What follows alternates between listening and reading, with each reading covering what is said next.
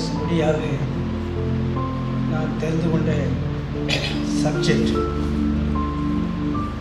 கண்கள். கர்த்தருடைய கண்கள், நம்முடைய கண்கள்.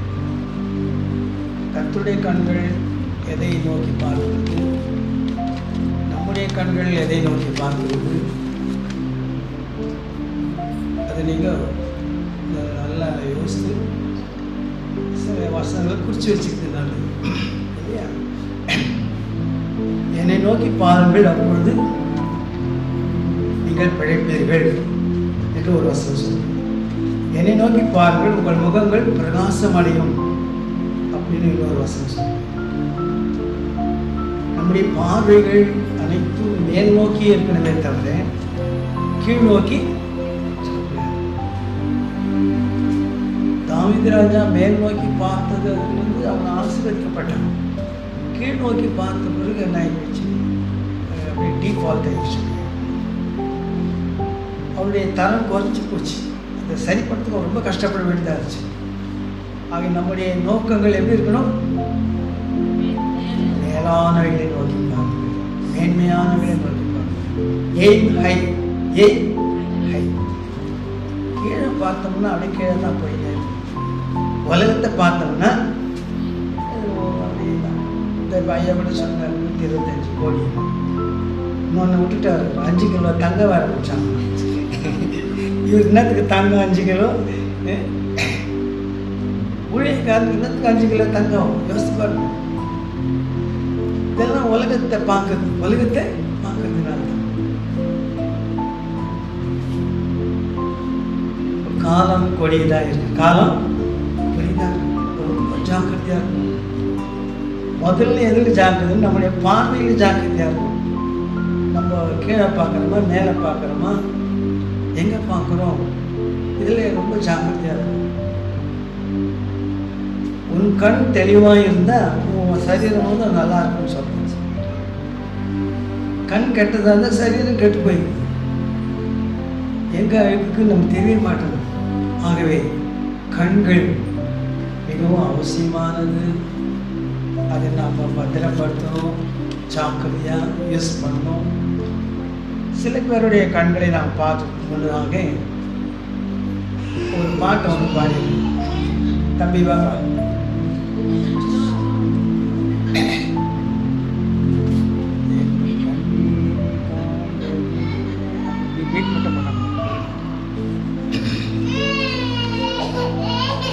நான் சின்ன வயசில் எங்கள் சண்டே கிளாஸில் ஒரு பாட்டு கேட்டேன். அது அப்படியே மனசில் பதிஞ்சு போச்சு. அதை இன்னைக்கு ராத்திரி ஞாபகப்படுத்தி அதை பாடி பார்த்துட்டேன்.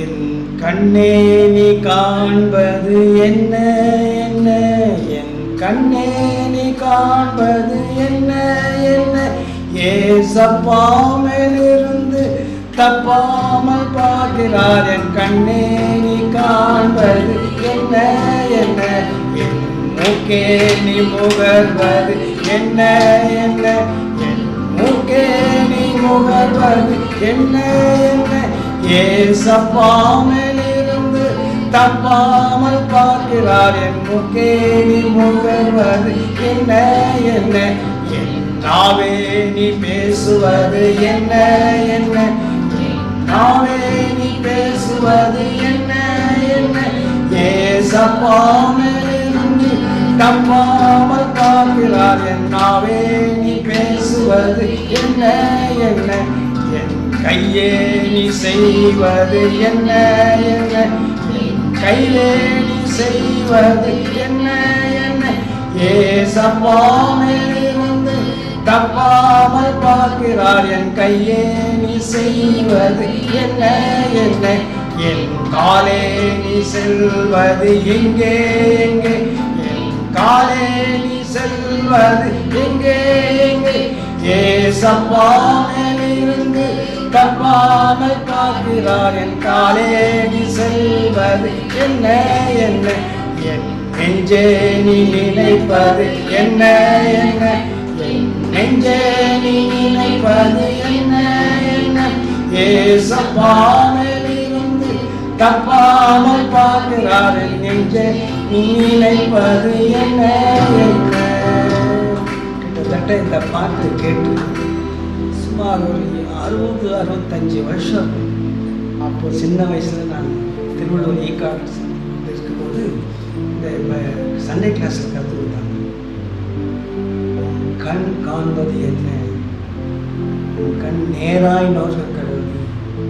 யோக பக்தன் சொல்றாரு, நான் அப்படி இப்படி பார்த்ததில்லை, யார் வீட்டையும் நான் தவறான நோக்கத்தோடு பார்த்ததில்லை அப்படி யோக சொல்றாரு.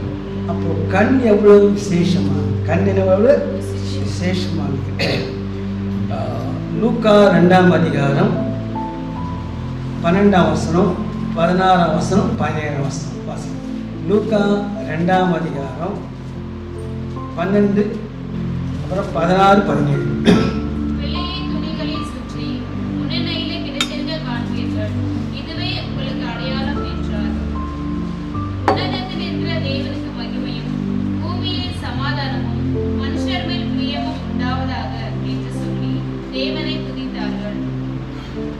இங்கே ஆண்டவராகிய இயேசு கிறிஸ்து குழந்தையாக இருக்கும்போது மேய்ப்பர்கள், தூதர்கள் மேய்ப்பர்கள் சொன்ன காட்சி, போய் அந்த குழந்தையை போய் பார்த்தார்கள். இயேசு சுவாமி குழந்தையா இருக்கும்போது மேய்ப்பர்கள் முதலாவது பார்த்தாங்க. அடுத்தது மத்தேயு 2:10-11. மத்தேயு 2:10-11. அவர்கள் அந்த நட்சத்திரத்தை கண்டபோது மிகுந்த ஆனந்த சந்தோஷம் அடைந்தார்கள். அவர்கள் அந்த வீட்டுக்குள் பிரவேசித்து பிள்ளையையும் அதன் தாயாகிய மரியாதையும் கண்டு சாஷ்டாங்கமாய் விழுந்து அதை பணிந்து கொண்டு தங்கள் பொக்கிஷங்களை திறந்து பொன்னையும் தூப வர்க்கத்தையும் வெள்ளிப்போளத்தையும் அதற்கு காணிக்கையாக வைத்தார்கள். பாருங்க, இயேசு சுவாமி குழந்தையா இருக்கும்போது சாஸ்திரிகள் நட்சத்திரத்தை பார்த்து அதெல்லாம் ஆராய்ச்சி பண்ணி எங்கே பிறந்திருப்பார்கள் எல்லாத்தையும் அவங்க கிட்டத்தட்ட ஒரு 1.5-2 வருஷம் அவங்க பிரயாசப்பட்டு தான் அந்த குழந்தைய பார்த்தாங்க. இப்படி பார்க்க வேண்டியதை பார்த்தாங்க, பார்க்க வேண்டியதை பார்த்தாங்க. அதோட அதில் சந்தோஷப்பட்டார்கள். மேய்ப்பர்களும் சந்தோஷப்பட்டார்கள், சாஸ்திரிகளும் சந்தோஷப்பட்டார்கள். லூக்கா 2:26-29 வாசிக்கலாம். லூக்கா 2ஆம் அதிகாரம்.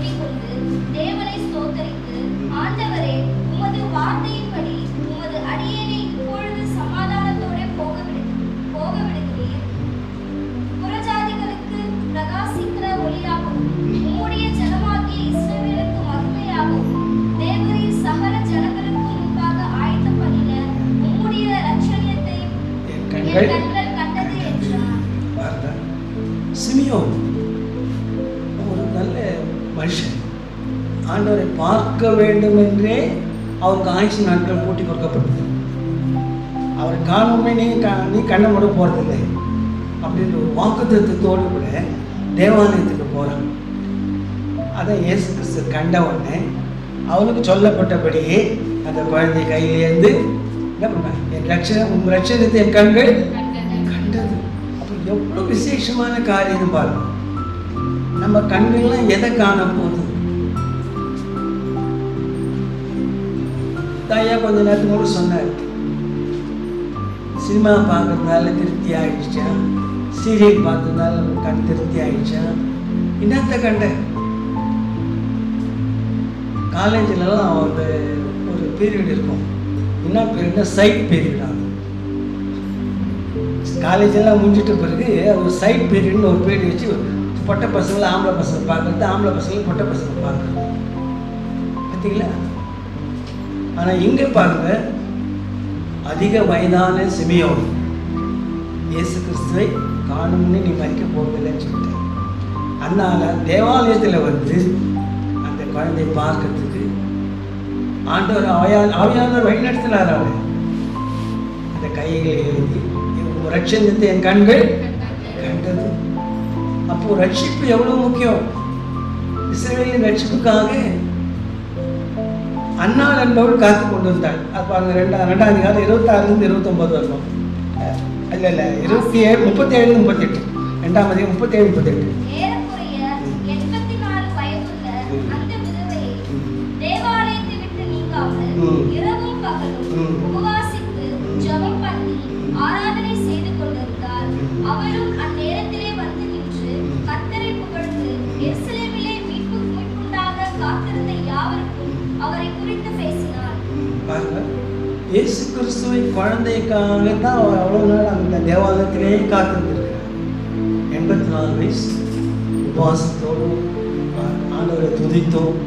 இஸ்ரவேலின் மீட்புக்காக அவர் தான் இஸ்ரவேலை மீட்கிறவர் என்ற வெளிப்பாடு அந்த அம்மாவுக்கு ஆவியான சொன்னதுனால அந்த வயசுலையும் தேவாலயத்திற்கு நீங்காமல் காத்திருந்தார். அப்புறம் அந்த சொல்றாங்க இஸ்ரவேலின் மீட்புக்காக அண்டர்லைன் பண்ணி வச்சு. இப்பொழுது ஆதியாகமம் 45ஆம் அதிகாரம் 25 28 வரலாம். ஆதியாகமம் 45ஆம் அதிகாரம் 25 28 வரலாம். அவர்கள் எகிப்திலிருந்து போய் கானான் தேசத்திலே தங்கள் தகப்பனாகிய யாக்கோபினிடத்தில் வந்து, யோசேப்பு உயிரோடு இருக்கிறான், அவன் எகிப்து தேசத்துக்கெல்லாம் அதிபதியாய் இருக்கிறான் என்று அவனுக்கு அறிவித்தார்கள். அவன் இருதயம் மூச்சை அடைந்தது. அவன் அவர்களை நம்பவில்லை. அவர்கள் யோசேப்பு தங்களுடனே சொன்ன வார்த்தைகள் யாவையும் அவனுக்கு சொன்னபோது தன்னை ஏற்றுக்கொண்டு போகும்படி யோசேப்பு அனுப்பின வண்டிகளை அவன் கண்டபோது அவர்களுடைய தகப்பனாகிய யாக்கோபின் ஆவி உயிர்த்தது. பாருங்க, யாக்கோபு அதிகமாய் நேசித்தது யோசேப்பு. ஆனாங்க யோசேப்பு ஆண்டவர் சித்தத்தின்படி தான் அவனை பெரிய ஆளாக ஆக்கணும்னு சொல்லி தான் என்ன பண்ணுறாரு, பிரிச்சிடுறாரு. தாப்பனாருக்கு யோசேப்பை பிரிச்சிடுறாரு. நீண்ட நாட்களுக்கு பிறகு அந்த அண்ணமாரெலாம் போய் சொல்லிட்டாங்க, ஏதோ ஒரு மிருகம் அவரை பேய் போட்டுருக்குன்னு சொல்லிட்டு அந்த துணியெல்லாம் ரத்தக்காரையை கொண்டு காட்டி அவரை ரொம்ப கஷ்டப்பட வச்சிட்டான். காலமெல்லாம் மகனுக்காக துக்கப்படுகிறார். ஆனால் கர்த்தருடைய சித்தத்தின்படி அவன் எகிப்துக்கு பெரிய அதிபதி ஆகிட்டான். பெரிய அப்புறம் என்ன பண்ணுறான், அண்ணமாரெல்லாம் கண்டுபிடிச்சிட்டு அவனுக்கு தானியங்கள்லாம் கொடுத்து அனுப்புகிறாங்க. அவன் காசு கொடுத்து அமைச்சிடுறான். இப்படி பல முறை இழுத்து அடிக்கிறான். இப்போ என்ன பண்ண, தன்னை வெளிப்படுத்தும்படியாக அப்பா கிட்ட போய் சொல்லுங்க. முதல் கேள்வியா, உங்கள் அப்பா உயிரோடு இருக்கிறாரா, உங்கள் அப்பா உயிரோடு இருக்கிறாரா அப்படிலாம் விசாரிச்சுட்டு உயிரோடு இருக்கிறாருன்னு கன்ஃபார்ம் பண்ண உடனே என்ன பண்ணுறான், அப்பாவை நானும் பார்க்கணும், அப்பா என்ன பார்க்கணும், அப்பா என்ன பார்க்கணும், நானும் அவரை பார்க்கணும். என்ன பண்ண எகிப்து உச்சிதெல்லாம் கொடுத்து அனுப்புகிறாரு. இந்த போர்ஷன் நல்லா ஃபுல்லாக வாசிப்பாரு. அவனுக்கு அப்படியே மூச்சு ஆகிட்டான், ஒரு மாதிரி ஆகிட்டான். என் பிள்ளை உயிரோடு இருக்கிறானா, நான் பார்த்தா போதும், நான் பார்த்தா போதும். இந்த கண்களின் வாஞ்சை ஏக்கம். ஏன்னா அதிகமாய் நேசித்தவர்கள். ஆகவே யாக்கோபு என்ன பண்ணுறான், அப்படியே மூச்சாக. அதுக்கப்புறம் இந்த ரதங்கள்லாம் பார்க்குறான். உடனே போகிறான், உடனே கிளம்பி போகிறான். யோசேப்பும் தகப்பனாரை பார்க்கறதுக்கு நடுவையில் போகிறான். தகப்பனாரை பார்த்துட்டான், யாக்கோபும் பார்த்துட்டார். 2 பேரும் கழுத்தை கட்டி பிடிச்சிட்டு வெகு நேரம் அழுதாங்கள்ட்டு அந்த பைபிள் இருக்கு. நான் அந்த போஸ்டரை படிச்சுட்டு நான் கலங்கி அழுது அந்த பைபிள் அந்த பேச்சு அப்படி நடிச்சு போச்சு. நான் யோசேப்பின் சரித்திரத்தை வாசிக்கும் போதெல்லாம் கலங்கிடுவேன். அவ்வளோ ஒரு ஆழமான ஒரு சத்தியம், ஆழமான அன்பு அந்த காரியத்தை நான் பார்த்துருக்கேன். வெகு நேரம் கட்டிக்கொண்டு அழுதாங்க. அது மாத்திரம் இல்லை, யோசிப்பு தன் சகோதரரை பார்த்துட்ட பிறகு அந்த அன்பை அடக்க முடியாத வேறு ஒரு ரூமில் பக்கத்து ரூமில் போய் என்ன பண்ணான், கதவெல்லாம் சாத்திட்டு அழறான். இன்னும் தன்னை வெளிப்படுத்தலை அவனுக்கு. நீங்கள் யோசேப்பின் சரித்திரத்தை நீங்கள் வாசித்து பார்த்து அந்த அன்பு எவ்வளோ பெரிய விசேஷமான அன்பு. இன்னைக்கு அந்த சகோதரன் அவனுக்கு கெடுதல் செய்தவன் தான், தீமை செய்தவர் தான். ஒவ்வொருத்தரையும் பார்த்து அவன் வரிசையாக உட்கார வைக்கிறான். ஆச்சரியப்படுறாங்க, இது எப்படி இது வரிசை வயசுக்கு தகுந்த மாதிரி உட்கார வைக்கிறானே அப்படின்ட்டு. தான் கூட பிறந்த பெண்ணிமீனை பார்க்குறான். அவன் நிமிடம் அவன் அழைய அடக்க முடியல. அப்புறம் சாப்பாடு கொடுத்து அனுப்புறான். எல்லாருக்கும் கொடுத்து அனுப்பும்போது பெண்ணிமீன் என்ன பண்ணுறான், 5 பங்கு அதிகமாக கொடுக்குறான். அதே போல் ட்ரெஸ்ஸு கொடுக்கும்போது கூட அவனுக்கு 5 பங்கு அதிகமாக கொடுக்குறான். இதுதான் அன்பு, இதுதான் அன்பு. இன்னைக்கு அன்பு தவிர வேறு மற்றதெல்லாம் இருக்குது உலகத்தில். கிறிஸ்துவ சமுதாயத்தில் அன்பு தவிர மற்றதெல்லாம் இருக்குது. A great shortage for true love அப்படின்னு ஒரு புத்தகத்தை நான் வாசித்தேன். 10 மாதம் சுமந்து படுத்த பிள்ளைகள் அனாவசியமாக குப்பைகள் போட்டு போயினேங்கிறாங்க. எப்படி இருக்கு பாருங்க, யோசிச்சு பாருங்க. இது என்ன அன்பு?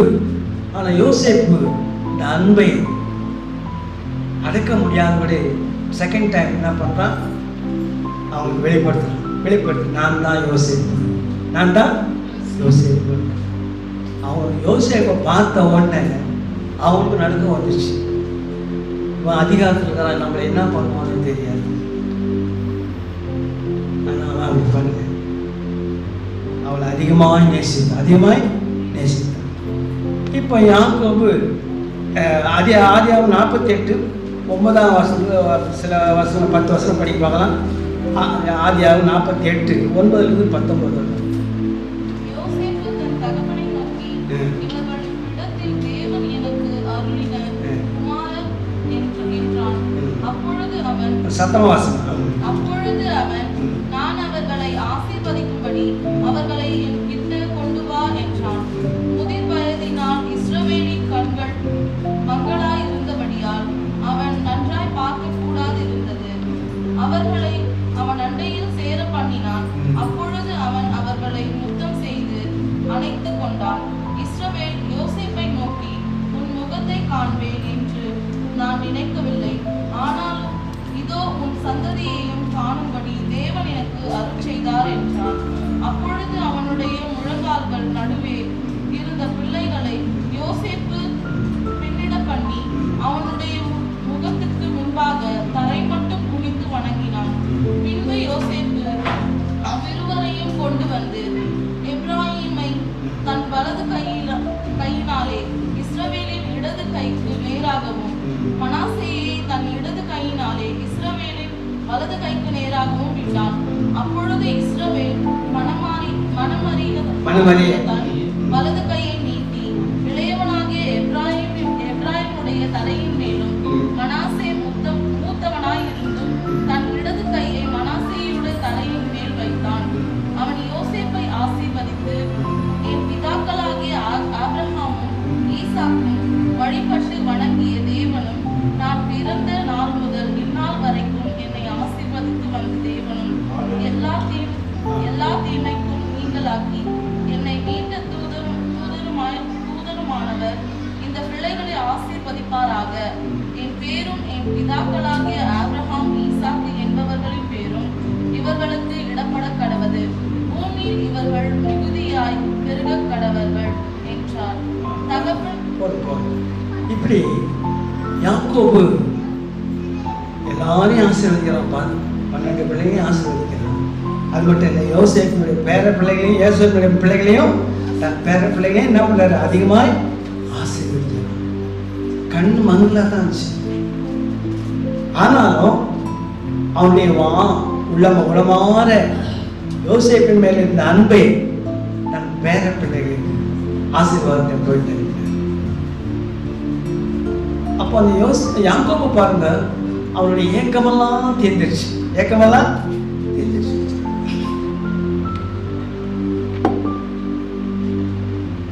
யாரை பார்க்க முடியாதுன்னு நினைச்சாலும் அவனை பார்த்துட்டான், யோசேப்பை பார்த்துட்டான். அப்போ பெருமூச்சு அடிச்சுட்டான். பார்த்து அடிச்சோட என்ன பண்றான், இனிமேல் நான் சமாதானத்தோட தேவனுடைய சமூகத்துக்கு போவேன் அப்படின்ற அளவுக்கு யோசேப்பை பார்த்த பிறகு தெரியுது. இப்போ நான் நம்மளை ஒரு கேள்வி கேட்பாங்க. நமக்குரியவர்கள் மேலே நாம் அன்பு செலுத்துகிறோமா? நமக்கு சொந்தமான பிள்ளைகள் மீது, பேர பிள்ளைகள் மீது, உறவினர்கள் மீது, பெற்றோர் மீது நாம் ஏக்கத்தோட பார்க்கிறோமா? கவனிக்கிறோமா? அவங்களை விசாரிக்கிறது கூட இல்லை. வயசாகிட்டவங்க அவங்களை விசாரிக்கிறது கூட இல்லை. கிறிஸ்தவர்களாகிய நாம் ரொம்ப ஜாக்கிரதையா இருக்கும். ரொம்ப ஜாக்கிரதையா இருக்கும். உன் உடல் பிறப்புகளை நினை. சில நேரத்தில் நம்ம பொல்லாதவங்கள கூட இருப்பாங்க. நம்மளுடைய கான்செப்டுக்கும் நம்மளுடைய எண்ணங்களுக்கும் அவங்களுக்கும் ஒரு டேலி ஆகாது.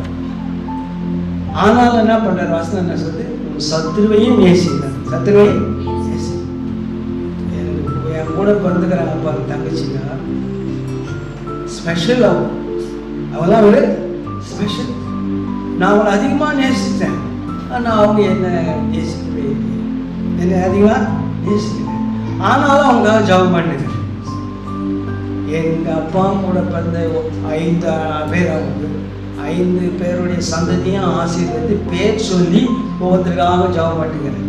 இப்போ எங்கள் அதான் மேலே நைட்டில் நல்ல ஆண்டவரே எங்கள் சொக்கலிங்க அண்ணனுடைய குடும்பத்தார் சந்ததியாரையும் ஆசீர்வதியும், எங்கள் சுப்பிரமணிய அண்ணன் குடும்பத்தாரை நீர் ஆசீர்வதியும், எங்கள் ரத்னண்ணன் குடும்பத்தாரை நீர் ஆசீர்வதியும், எங்கள் துறவல் அண்ணன் குடும்பத்தாரை நீர் ஆசீர்வதியும், எங்கள் அண்ணக்கா குடும்பத்தாரை நீர் ஆசீர்வதியும், என்னுடைய தேவகி அக்காவுடைய தேவகி தங்கச்சியுடைய சந்ததியை நீர் ஆசீர்வதியும், எல்லாரும் வளர்ந்துடணும் சாமின்னு சொல்லி இன்னைக்கு கூட ஜெபம் பண்ணுவாங்க. அவங்க என்னை வெறுக்கிறாங்க. எங்கள் வீட்டு அம்மா சாவுக்கு எல்லாரும் தகவல் ஒத்து கூட வரல. வந்தவங்க கூட கலராட்டு அப்படியே போட்டாங்க சில பேர். ஆகவே ஆனாலும் நம்ம என்ன பண்ணோம்? அவங்களுக்காங்க அவங்க ரட்சிப்புக்காக ஜெபம் பண்ணணும். அவரெல்லாம் நம்ம ரத்த கலப்புற ஆண்டு கொடுத்துட்டார். ஒருவேளை அவங்க நமக்கு நம்முடைய எண்ணங்களுக்கு ஏக்கங்களுக்கும் ஒத்து வராதவங்க கூட இருக்கலாம். தப்பே இல்லை. சொந்தக்காரர்கிட்ட தான் உரிமையாக சண்டை போட முடியும். வேறு இடத்துல போட முடியுமா? உரிமையாக கூட சண்டை போடலாம். ஏதோ ஒரு காரணத்தை வைராக்கியமாக விஷயம் மனசு இருக்கலாம். ஆனாலும் கூட நீ என்ன பண்ணுவோம்? அவங்களுக்காக ஜெபம், அவங்க ரட்சிப்புக்காக ஜெபம் பண்ணணும். அவர் நரகத்துக்கு போனால் ஒன்று கேட்பார் ஆண்டவர். ஆகவே நம்முடைய நோக்கம் பார்வை எப்படி இருக்கிறது? இங்கே யாக்கோபு தன் பேர பிள்ளைகளை பார்த்து ஆசீர்வதிக்கிறார். எங்கேயுமே சபிக்கவே இல்லை. எங்கேயுமே சபிக்கவே இல்லை. ரூபன் தப்பான காரியம் பண்றார். ஆனாலும் என் மஞ்சத்தில் ஏறினவனே அப்படின்றார். ஆனாலும் அந்த அவனுக்கு ஒரு ஆசீர்வாதத்தை கொடுக்குறாரு. இப்படி யாக்கோபு எல்லாரையும் ஆசீர்வதித்தான். யோசேப்பின் பிள்ளைகளையும் ஆசீர்வதித்தான். மத்தேயு 9:27-31 வாசிங்க. மத்தேயு 9:27-31 வரை. இயேசு அவ்விடம் விட்டு போகையில் 2 குருடர் அவர் பின்னே சென்று, தாவீதின் குமாரனே, எங்களுக்கு இரங்கும் என்று கூப்பிட்டார்கள். அவர் வீட்டிற்கு வந்த பின்பு அந்த குருடர் அவரிடத்தில் வந்தார்கள். இயேசு அவர்களை நோக்கி, இதை செய்ய எனக்கு வல்லமை உண்டென்று விசுவாசிக்கிறீர்களா என்று கேட்டார். அதற்கு அவர்கள், ஆம், விசுவாசிக்கிறோம் ஆண்டவரே என்றார்கள். அப்பொழுது அவர்களுடைய கண்களை அவர் தொட்டு, உங்கள் விசுவாசத்தின்படி உங்களுக்கு ஆகக்கடவுது என்றார். உடனே அவர்களுடைய கண்கள் திறக்கப்பட்டது. இதை ஒருவரும் அறியாதபடிக்கு எச்சரிக்கையாயிருங்கள் என்று இயேசு அவர்களுக்கு கண்டிப்பாய் கட்டளையிட்டார். அவர்களோ புறப்பட்டு அத்தேசமெங்கும் அவருடைய கீர்த்தியை பிரசித்தம் பண்ணினார்கள். 2 பிரிவிலேயே குருடராக பார்த்துட்டாங்க. அவங்க எதுனா பார்க்க முடியுமா? எல்லாம் இருட்டாக தான் இருக்கும் எல்லாம். ஆனாலும் அவங்க ஏசாங்க வந்துக்கிறான்னு கேள்விப்பட்டு அவர்கிட்ட வந்தாங்க. அப்போ அவங்க கேட்குறாங்க, ஆண்டவரே நீர் எங்களுக்கு பார்வை தான் சாமி. அப்போ அவர் கேட்குறாரு, என்னிடத்தில் அந்த வல்லமகன் நீங்கள் நம்புறீங்களான்னு. ஆமாம் நம்புறேன் சாமி. உடனே அவன் கண்களை தொட்டார். அவன் கண்கள் திறக்கப்பட்டது. அப்புறம் ஒரு கட்டளை கொடுக்குறாரு, இது யாருக்கும் சொல்லாதீங்க. அவங்க என்ன பண்ணுறாங்க? எங்கள் எல்லாத்தையும் பிரசத்தம் பண்ணினார். இப்போ ஏற்பட்டவர் பிறவிலேயே குருடனா பிறந்தேன், என் கண்களை ஆண்டவர் திறந்தார்.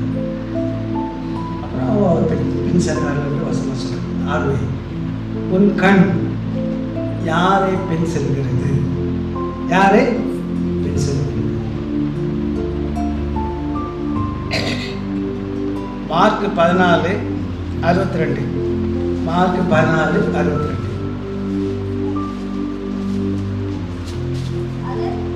அதற்கு இயேசு, நான் அவர்தான், மனுஷகுமாரன் சர்வ வல்லவரின் வலது பார்சத்தில் வீற்றிருப்பதையும் வானத்தின் மேகங்கள் மேல் வருகிறதையும் நீங்கள் காண்பீர்கள் என்றார்.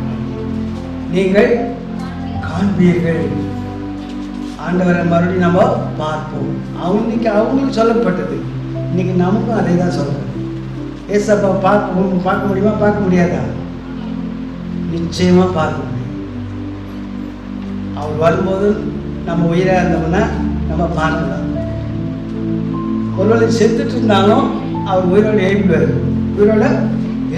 அப்போ அவங்களும் பார்க்கலாம். இது எவ்வளோ பெரிய ஆசீர்வாதம்! இயேசு சுவாமி பார்ப்பது எவ்வளோ பெரிய ஆசீர்வாதம்! யோவான் 20ஆம் அதிகாரம் வசனம் 25-29. யோவான் 20ஆம் அதிகாரம் வசனம் 25-20. மற்ற சீஷர்கள் கர்த்தரை கண்டோம் என்று அவனுடனே சொன்னார்கள். அதற்கு அவன், அவருடைய கைகளில் ஆணிகள் உண்டான காயத்தை நான் கண்டு அந்த காயத்திலே என் விரலை விட்டு என் கையை அவருடைய விலாவிலே போட்டாலுடைய விசுவாசிக்க மாட்டேன் என்றான். மறுபடியும் 8 நாளைக்கு பின்பு அவருடைய சீஷர்கள் வீட்டுக்குள்ளே இருந்தார்கள். தோமாவும் அவர்களுடனே கூட இருந்தார். கதவுகள் பூட்டப்பட்டிருந்தது. அப்பொழுது இயேசு வந்து நடுவே நின்று, உங்களுக்கு சமாதானம் என்றார். பின்பு அவர் தோமாவை நோக்கி, நீ உன் விரலை இங்கே நீட்டி என் கைகளை பார், உன் கையை நீட்டி என் விலாவிலே போடு, அவிசுவாசியாய் இராமல் விசுவாசியாய் இரு என்றார். இந்த சீன் நம்மளா நினச்சி பாருங்க, மறுபடியும் வீட்டில் போய் இதை படித்து பாருங்க. முதல்ல என்ன பண்ணுறாங்க, தோமா கிட்ட சீஷர்லாம் சொல்கிறாங்க, சாமி நம்ம எல்லாம் பார்த்துட்டோம். அப்போ அவன் சொல்கிறான், நான் நம்ப மாட்டேன். அவருடைய விரல் அந்த ஆணையினால் அந்த சந்தனை பார்த்துட்டேன், அதை விரலை விட்டு பார்க்கணும், விழாவில் குத்துனாங்க, அதில் நான் என் கையை போட்டு பார்க்கணும் அப்படின்னு சொல்கிறேன். இதை சொன்னது சீஷர் மத்தியில் சொன்னேன், அது ஆண்டவருக்கும் கேட்டுச்சு. ஆண்டவருக்கும் திருப்பி 2வது முறை என்ன பண்ணுறாரு, தோமா இருக்கும்போது கதவு பூட்டப்பட்டிருக்கு, உள்ளே வந்தார். நல்லா பூட்டப்பட்டிருக்கு, நல்லா கோட் போட்டு வச்சு பூட்டப்பட்டிருக்கு. ஏசாமி என்ன பண்ணார், உள்ளே வந்துட்டார். வந்து என்னை காட்டுறாரு. அப்புறம் தோமாவை பார்க்குறேன். தோமா பார்த்து என்ன சொல்கிறது, இந்த வாப்பா தா, இதில் 3 வேரில் விடு, இந்த கையில் சந்தை வேரில் விடு. அப்புறம் இப்போ விழாவை காட்டுறேன். அப்போ என்ன சொன்னாங்க, என் ஆண்டவரே, என் தேவனே, எனக்கு மாதிரி வார்த்தை. ஆனால் இங்கே ஒரு சத்தியம் அடைகிறது. தோமா கண்டதுனால விசுவாசித்தான். நீங்களும் காணாமலே விசுவாசிக்கிறவர்கள் பாக்கியவான்கள். இல்லையா? அவங்க கண்டதுனால தோமா விசுவாசித்தார். அவருடைய டவுட்டெல்லாம் கிளியர் பண்ணிட்டு தான் அவருக்கு சீட்டு இந்தியா மேலே விழுந்துச்சு. இந்தியா வரை நடந்து வந்து, கடல் ஓரமாகவே நடந்து வந்து, இங்கே சென்ட் தாமஸ் சாந்தோ மயிலாப்பூர் இந்த பகுதியெல்லாம் அவர் ஊழியை செய்து அநேக அற்புதங்களை செய்து சாட்சியாய் நான் கண்டேன். நான் சந்தேகப்பட்டேன், அவர் நான் உயிரோடு நான் கண்டேன், அவரை தொட்டு பார்த்தேன், அவர் என்ன தொட்டு பார்த்தார். சாட்சியாய் இந்த சென்னை வரையில் வந்து ஊழியம் செய்தார். இன்னைக்கு தமிழ்நாட்டில் கிறிஸ்தவ, தமிழ்நாட்டில் அவரால் தான் கிறிஸ்தவம் உருவாச்சு. ஃபஸ்ட்டு கிறிஸ்துவுக்கு பின் 72ஆம் வருஷம் 62 வந்தார். 72 வரலாம் ஒரு 10 வருஷம் ஊழியம் செய்தார். கிறிஸ்து கிபி 1 நூற்றாண்டுல இந்தியாவுக்கு சுவிசேஷம் வந்துச்சு. 1 நூற்றாண்டுல தமிழ்நாட்டுக்கு கிறிஸ்தவம் வந்தாச்சு, சுவிசேஷம் வந்தாச்சு. அவர் தான் ரத்த சாட்சியாவே மரிச்சார். அவர் சொன்னார், நான் ஏசாமியை பார்த்தேன், அவர் மரிக்கிறதுக்கு முன்னால் அவரோட கூட இருந்தார். தினந்தோறும் அவர் செய்த எல்லா அற்புதங்களையும் அம்மா பார்த்தார். அவர் மரித்த பின்பு உயிரோடு எழுந்து பார்த்தவங்க தான் அப்போஸ்தலர்கள். யார் யார் அவர் உயிரோடு எழுந்து பார்த்தாங்க அவங்கெல்லாம் யாரு? அப்போஸ்தலர்கள். அதில் முக்கியமான அப்போஸ்தலர் தோமா. பேதுரு அப்படித்தான். பேதுரு அப்படித்தான் மறுதலிச்சிட்டார். அவர் அப்படியே சிறுவை தீங்கின போகும்போது பேதுரு பார்த்துட்டான். ஒரே ஒரு லுக்கு தான் விட்டார். அவன் போய் மனம் கஷ்டம் தழுது என்ன பண்ணாரு? மன்னிப்பை பெற்றுக்கொண்டு பேதுரு செய்த ஊழியம் பெரிய ஊழியம். அது இன்னொரு நாளைக்கு நம்ம பார்க்கணும். அவர் ஃபர்ஸ்ட் பிஷப் இஸ்ரேல் தேசத்தில் எஸ்லேமில், யாக்கோபும் ஃபர்ஸ்ட் பிஷப். இப்படி அவர் சாட்சியாய் அவர் ஊழியம் செய்தார். இயேசு கிறிஸ்துவை உயிரோடு எழுந்து கொண்டு பார்த்தவர்கள் பேதுரு, யாக்கோபு, யோவானும் வல்லமையான ஊழியம் செய்தார்கள். நீங்களும் நானும் யாரை பார்க்கணும்? மனுஷனை பார்க்கணும். பெரிய பிரபு விட்டார், பிரபு பின்னால் சுத்தம். பெரிய ஆட்சி தலைவர் மட்டும் அவர் பின்னால சுத்தது. அவர் விட்டார், இவர் விட்டார், அவர் பின்னால சுத்தது. ஆனால் இயேசு கிறிஸ்துவை பார்த்தவர்கள் வல்லமையான ஊழியம் செய்தார்கள். இன்னொரு நாளைக்கு நான் 12 சீஷருடைய மரணம் எப்படிப்பட்டதாக இருக்குன்னு நான் எல்லாம் எழுதி வச்சிருக்கேன். அது உங்களோட பகிர்ந்து கொள்வேன். இப்போ கண்டு விசுவாசிப்பவர்களை விட காணாமல் விசுவாசிப்பவர்கள் பாக்கியவான். நீங்களும் நானும் பாக்கியவான். சில சங்கீதங்கள் சில வசனங்களை வாசிக்கலாம். அதுக்கு முன்னால் லூக்கா 18:13 வாசிங்க. லூக்கா 18:13.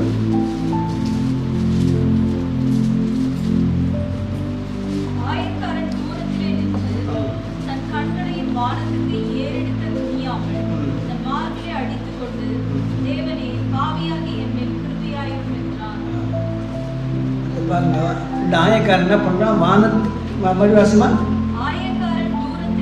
தூரத்திலே நின்று தன் கண்களை வானத்துக்கு ஏறெடுக்க துணியாமல் தன் மார்பில் அடித்துக் கொண்டு, தேவனே பாவியாக என்ன கிருபையாயிரும். தன் கண்களை வானத்துக்கு துணினான். மேலே பார்க்கறதுக்குள்ள அவங்க அந்த தைரியம் வரல. ஏன்? அவ்வளவு தாழ்மை. நீங்க கிறிஸ்துவ சமுதாயம் வளராததுக்கு காரணம் தாழ்மை இல்லாததுதான். தாழ்மை இல்லாததான் வளரல. தாயின் வயத்துல உருவாகும் முன்னே உன்னை அறிந்த கர்த்தர், அவரை வெளிப்படை செய்த கர்த்தர். எத்தனை குழந்தை உண்டாக செத்து போதும், ஆனால் வெளிப்படை செய்கிறார். நம்ம உலகத்தில் இருக்கணும்னு சொல்லிட்டு நம்மையும் ஒரு கல்வியாக ஆண்டவர் உபயோகப்படுத்தணும்னு ஆண்டவர் என்ன பண்ணாரு? நம்ம ஒரு சித்தம் திட்டம் வச்சிருக்கிறார். சங்கீதம் 11:4.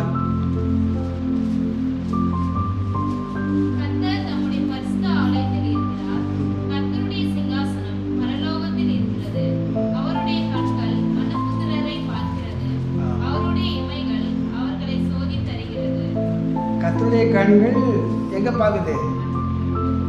எந்த இடத்துல பாக்குது? இல்ல, மணி முன்னாடி வாசிங்க. கர்த்தர் நம்முடைய பரிசுத்த ஆலயத்தில் இருக்கிறார். இங்க இருக்கிறார். மணி தொடர்ந்து வாசிங்க.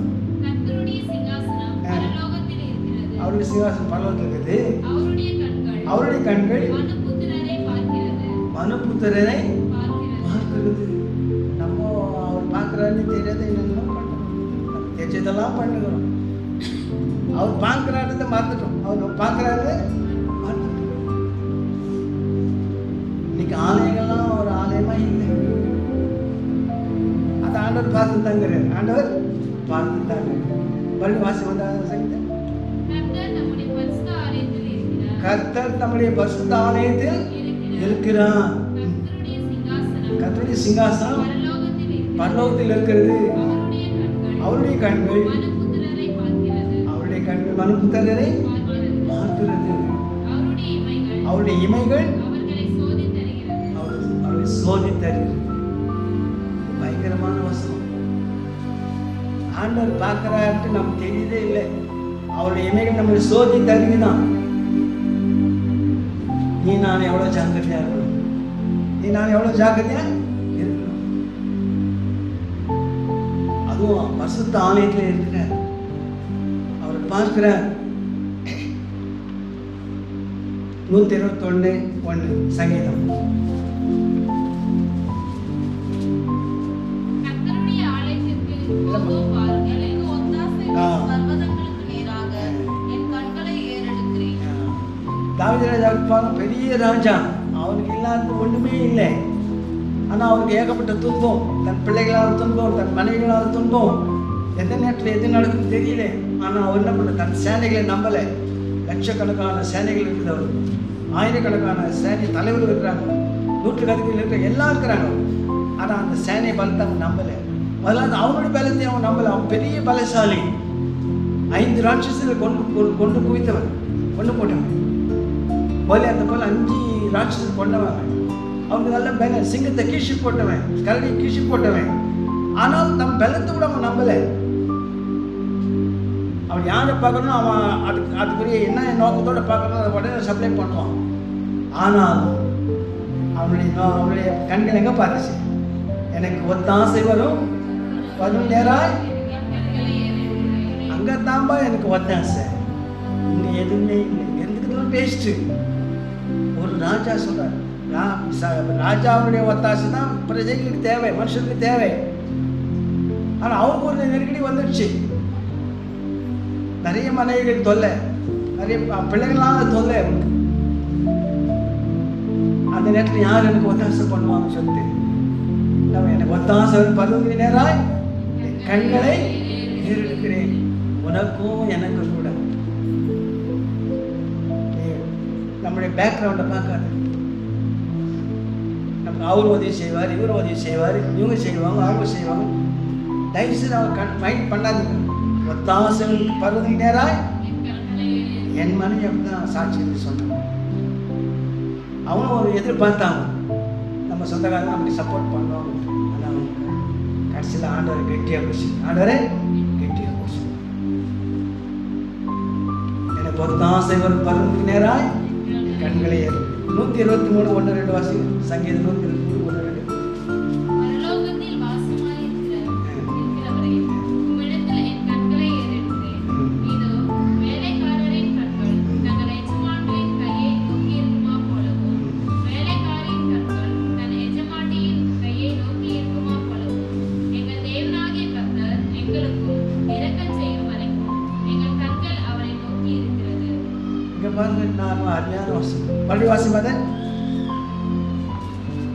123:1-2. பரலோகத்தில் வாசமாயிருக்கிறவரே, உம்மிடத்தில் என் கண்களை ஏறெடுக்கிறேன். இதோ வேலைக்காரரின் கண்கள் தங்கள் எஜமான்களின் கையை நோக்கி இருக்குமா போலவும், வேலைக்காரியின் கண்கள் தங்கள் எஜமாட்டியின் கையை நோக்கி இருக்குமா போலவும், எங்கள் தேவனாகிய கர்த்தர் எங்களுக்கு இரக்கம் செய்யும் வரைக்கும் எங்கள் கண்கள் அவரை நோக்கி இருக்கிறது. பாருங்க, நம்ம நோக்கம் எப்படி இருக்குது, எஜமான மேலே இருக்குது. நமக்கு எஜமான் யாரு, ஏசப்பன். ஃபாதர் பெர்மன்ஸ் பாருங்க, எஜமானனே எஜமானனே, அருமையான பாட்டு. ஆகவே நம்முடைய நோக்கம், நம்முடைய பார்வை, நம்முடைய இயக்கம் யார் மேல் இருக்குது. உதாரணத்தோடு சொல்றாரு, வேலைக்கார எஜமானுக்கு கூலி கிடைக்குமா, எப்போ கொடுப்பாரு. அவ்விதமாய் நாம் ஆண்டவரை நோக்கி பார்க்கணும். உன்னுடைய தேவைகளை மனுஷன்கிட்ட சொல்லவே சொல்லாது. உன்னுடைய தேவையை மனுஷன்கிட்ட சொல்லாது, ஆண்டவர்கிட்ட முதலாக சொல்லிப்பார். அது எந்த தேவை, எப்படிப்பட்ட தேவையாக இருந்தாலும் சரி, அவர் சித்தமெல்லாம் அந்த தேவையை பூர்த்தி செய்வார்.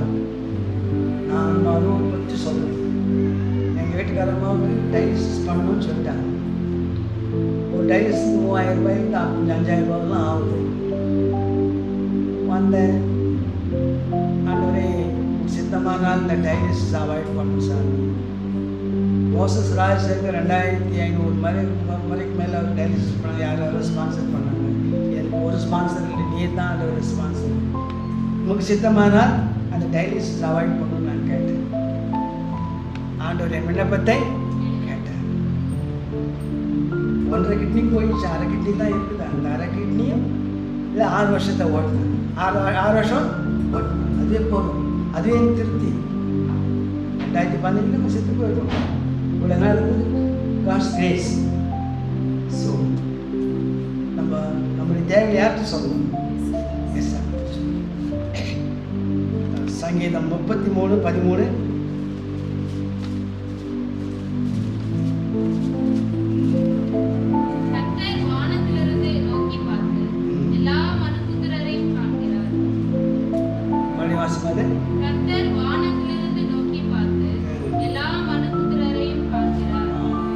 எல்லா மனுத்தரையும் யாராகட்டும், நம்ம கிறிஸ்தவ மதத்தை சேர்ந்தவங்களாக இருக்கட்டும், சேராதவங்களாக இருக்கட்டும், அந்நியராக இருக்கட்டும், எல்லாரையும் அவர் பார்க்குறார். எல்லாரையும் பார்க்குறார். கடைசியா அவர் 2வது வருகையில் அவர் வருவார். அவர் யாராவது நம்புறீங்க வருவார்? இல்லையா? எல்லாரும் பார்க்கலாம். எல்லாரும் இப்போ டிவி வந்துருச்சு. ஒருவேளை டிவியில் அவர் வருகை ப்ராட்காஸ்ட் பண்ணாலும் பண்ணலாம். அப்போ எல்லாரும் முதல் முறைக்கு எல்லாரும் பார்க்கலாமா? முடியாதா? டிவி பார்க்க முடியாதா? இருக்கலாம், மேபி. இன்னைக்கு சயின்ஸ் நல்லா வளர்ந்துருச்சு. இயேசு கிறிஸ்து வருவது, அவர் மேகன் மேலே வருது பார்க்கலாம். நம்மளும் நேராகவும் பார்க்கலாம். நேராகவும் யாராருக்கு நேராக பார்க்கணும்னு சிந்தனை இருக்குது, ஆண்டவர் நேராக பார்க்க உதவி செய்வார். டிவி மூலமாக கூட பார்க்கறதுக்கு ஆண்டவர் உதவி செய்வார். டிவியை நம்ம தப்பாக நினச்சிக்க கூடாது. நான் அப்படி யோசிக்கிறேன். ஆண்டவர் அந்நிய கண்களில் என் கண்களே அவரை காணணும்னு யார் சொல்றது?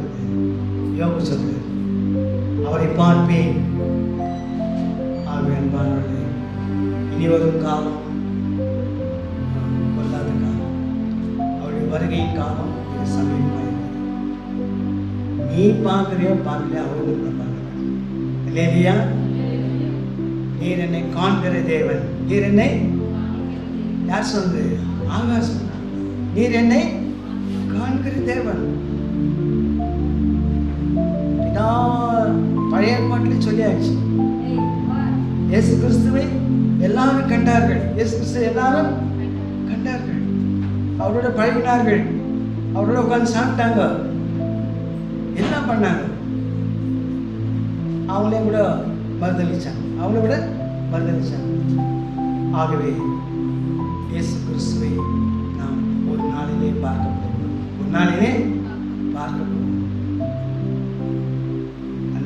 அவரை பார்க்கறதுக்கு ஒரு தகுதி வேணும். அவர் பார்க்கறதுக்கு ஒரு தகுதி வேணும்.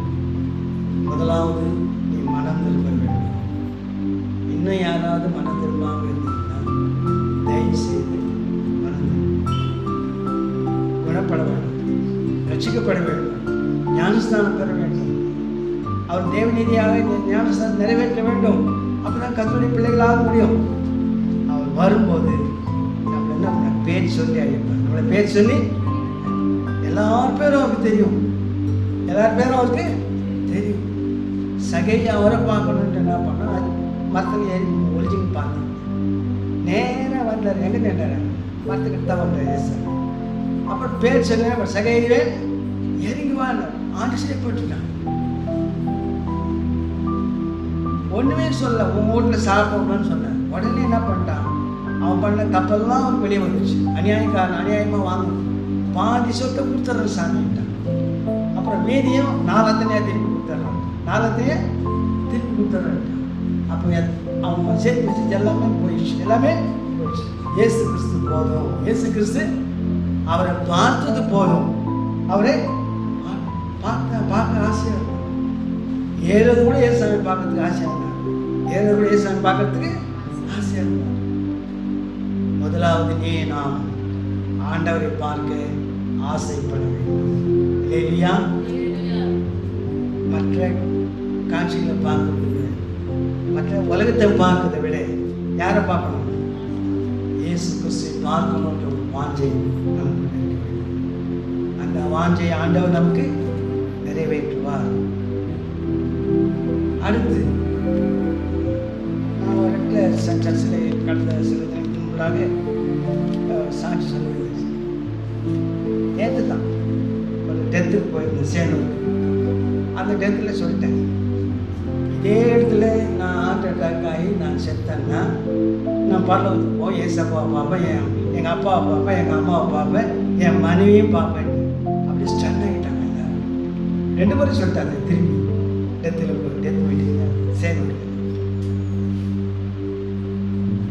நான் பார்ப்பேன் விசுவாசத்தோடு நான் சொன்னேன். அதுபோல் அப்படிப்பட்ட விசுவாசம் பார்வையில் இருக்கு. அப்படி பார்வையில் ஏசப்பாவை பார்ப்பேன், இயேசு கிறிஸ்துவை பார்ப்பேன். தோமா சொல்லிட்டான், சந்தேகப்பட்டான், ரொம்ப சந்தேகப்பட்டான். அந்த சந்தேகம் நிவர்த்தி ஆகிடுச்சு. சாட்சியாய் முதல் நூற்றாண்டிலே சென்னை வரை வந்து நித்த சாட்சியாகி வந்துச்சு. இன்னைக்கு அதனால தான் தமிழ்நாட்டில் கிறிஸ்தவர்கள் அநேக மிஷினரிமார்கள் நம்ம சௌகரியங்களை விட்டுட்டு குளிர்ச்சியான இடத்த விட்டு ஹீட்டான அந்த இடத்துல வந்து அநேக மிஷினரி சேர்ந்து போயிட்டு அவங்க நம்மை பார்க்க வந்தாங்க. இந்தியாவுக்கு தான் ஊழியர் செய்யணும், ஆந்திராவில் தான் ஊழியர் செய்யணும், ஹைதராபாத் தான் ஊழியர் செய்யணும். இப்படியா எல்லாரும் ஒரு பிரதக்கினோடு கூட இன்னும் அநேகர் தன்னுடைய சொந்த சௌகரியங்களை விட்டுட்டு ஒரு பிரதர் இருக்கிறார். அவர் நாகர்கோவில் பக்கத்தை சேர்ந்தது தான். உங்களுக்கு எல்லாரும் தெரியும், பெத்தேரி காலேஜ் ஐஏஎஸ் படிச்சார். கன்ஃபார்ம் ஐஏஎஸ் படிச்சு விட்டுட்டார். அது ஐஏஎஸ் அவர் கலெக்டர் ஆகிருக்கலாம், சப் கலெக்டர் ஆகிருக்கலாம். ஆனால் இங்கே வந்து சென்னை இந்த வேலூர் பக்கத்தில் வந்து ஊழியர் பாருங்க, எவ்வளோ ஒரு அந்த இப்பகுதி உள்ள மக்களை கொடுத்து தாங்க ஒரு தானம் இருக்கிறார். அவங்க காலேஜ் அவங்க எம்பிபிஎஸ் டாக்டர், அவங்க வேலை விஷயம் போட்டு ஒழி சேர்த்துக்கிறாங்க. இங்கே காகிதப்பட்ட பகுதி எங்கள் வீட்டு எதில் ஒரு ஆஃப்ரிக்கா முன்னு வந்துருக்கிறார். அவர் ரீஜனல் மேனேஜர், அந்த ஒரு 1.5 லட்சம் ரூபாய் சம்பளம் வாங்கிட்டு வேலையை சென்ட் பண்ணிட்டு இந்த வேலூர் பகுதியை தேர்ந்தெடுத்து கொண்டு இங்கே ஒரு சபை வச்சு நடத்திக்கிறார். அதே போல் நம்ம ஆர்வம் ஐயாவில் 1 லட்சத்துக்கு மேலே சம்பளம் வாங்கிட்டு 1.5 லட்சம் சம்பளம் வாங்கிட்டு சௌகரியமாக சாப்பிட்டு தூங்கி அவர் என்ன பண்ணார், கஷ்டத்தை தெரிந்து இப்பகுதி மக்களுக்காக அவருடைய பார்வை என்ன, இந்த பகுதியில் இருக்கிறவங்க ரட்சிக்கப்படணும், இந்த பகுதியில் இருக்கிறவங்க ஆந்திரா பகுதியில் ரட்சிக்கப்பட வேண்டும். அவரை பார்க்கும்போது நான் சந்திக்கிறேன், நான் வெறுமையாக சந்திக்க விடாது, சில அறிக்கட்டுகளோடு சந்திக்க வேண்டும் என்றுதான் நம்முடைய பார்வை எப்படிப்படுத்தார். நான் முடிக்க போகிறேன். முடிக்கிறதுக்கு முன்னால் ஒரு வார்த்தை, உங்கள் எல்லாருக்கும் ஒரு பொறுப்பு கொடுக்குறேன். நீங்கள் எப்படியாவது உங்கள் சொந்தக்காரையோ உங்கள் சிநேகிதையோ உங்களோட பழகிறவங்க ஏசப்பாவை நம்பு மோட்சம், ஏசப்பா நம்பு மோட்சம். எங்கள் சர்ச்சுக்கு வாங்க, எங்கள் சர்ச்சுக்கு each one catch one, each one catch two, each one catch three. உங்களுக்கு சிநேகிதரே இல்லைன்னா உன்னை போல மோசமான ஆள் யாருமே கிடையாது. சிநேகிதர் வேணும் இல்லையா? சிநேகிதர் இருக்கணும். சொந்தக்காரர்கள் தைரியமாக சொல்லலாம், ஏய் நான் சொன்னதை கேளு, வா உனக்கு ஒரு வேலை சோறு போடுறேன், அதை கொடுக்குற இதை கொடுக்குற மாதிரி நான் சொல்றதை கேளு. இப்போ ஒருத்தன் குடிக்காரனாகிறான்னு வச்சு, அது பொல்லாதவளாக இருக்கலான்னு வச்சு, நல்லா தெரிஞ்சு அவளை சேக் பண்ண என்ன பண்ணணும், ஒரு வேலை சோத்தை போடு, அவன் கேட்கறது கொடு, அவன் கேட்கறது கொடு, குடிச்சோட பரவாயில்ல தான் கொடுப்பான். அப்புறம் நீ சொந்த அவங்க கேட்பான். நீ 4 நாளைக்கு குடிக்கிறதுக்கு துண்டு கொடுத்தீங்கன்னா 5ஆவது நாள் நீ என்ன பண்ணுவேன், ஏய் மேடம் என் கூட சர்ச்சு மேடம் மூடிக்கின்னு வரும். இங்கே வந்தால் வார்த்தை சொல்லப்படும், இங்கே கர்த்தருடைய வார்த்தை சொல்லப்படும், அவனை கேட்டு ரசிக்கப்படுவான். அவன் துன்மார்க்கு, அவனையே போய் நம்ம கூப்பிட்டு நினைக்காத, அவனுக்காக தான் ஒன்று கிறிஸ்தவன் ஆக்கியிருக்கான். அந்த பொல்லாதவனை ரட்சிப்பு கொண்டு வரந்தா ஒன்று கிறிஸ்தவன் ஆக்கியிருக்கான். ஒரு ஒருவேளை ஆகினாலே சர்ச்சு உங்களோட பழக விட்டு சொல்லு. எங்கள் அப்பா பேரலிசிஸ் ஆகி ஒரு பக்கம் உழுது கை காலெல்லாம் உழுதுட்டு சரியாக கூட பேச்சு வராது, ஆனாலும் கீரைக்காரிக்கிட்ட பால்காரர்கிட்ட எல்லாருக்கிட்டையும் ஏசாண்டம் மோட்சம் போன்னு சொல்லி நினைச்சு தப்பிச்சதுக்கு போயிட்டாரு. ஆகவே இன்னைக்கு அவர் கணக்கில் எத்தனையோ ஆத்மாக இருக்கும் இல்லையா? அதில் உனக்கு கொடுத்தப்பட்ட சந்தர்ப்பத்தை நீ ஒருவரையாவது இங்கே ஆலயத்துக்கு கொண்டாடு. உன்னால ஒருத்தர் ரட்சிக்கும், உன்னால 2 பேர் ரட்சிக்கும், உன்னால 2 பேர் பரலோகவாசியாக இல்லையா? நம்முடைய பார்வை எப்படி இருக்கணும்? இன்னொருத்தரை ஆண்டவர் சமூகத்துக்கு கொண்டாடுறார் இல்லையா? நம்முடைய பார்வை, நம்முடைய நோக்கம், நம்முடைய ஏக்கம் எப்படி இருக்குது? யோசேப்பை பார்த்தோம்னா யாக்கோபுக்கு என்ன சந்தோஷமா கழுத்தை கட்டிக்கொண்டு வெகு நேரம் இருந்தாங்க. அந்த அன்பு பாரு, இந்த பார்வையில் தான் அந்த அன்பு இருக்குது. இந்த பார்வையில் தான் அன்பான பார்வை, இரக்கமான பார்வை. நம்ம எதை பார்க்கணும்? என் கண்ணே நீ காண்பது என்ன என்ன நமக்கு தெரியும் என்னென்ன காட்சி காண்பது பார்க்கணும். ஆகவே அன்பானவர்களே, கர்த்தருடைய கண்கள் பூமி எங்கும் உலாவை கொண்டிருக்கிறது. எசேக்கியேல் என் கண் உன்னை தப்ப விடுவதில்லை, என் கண் உன்னை எச்சரிப்பான வார்த்தை இருக்குது.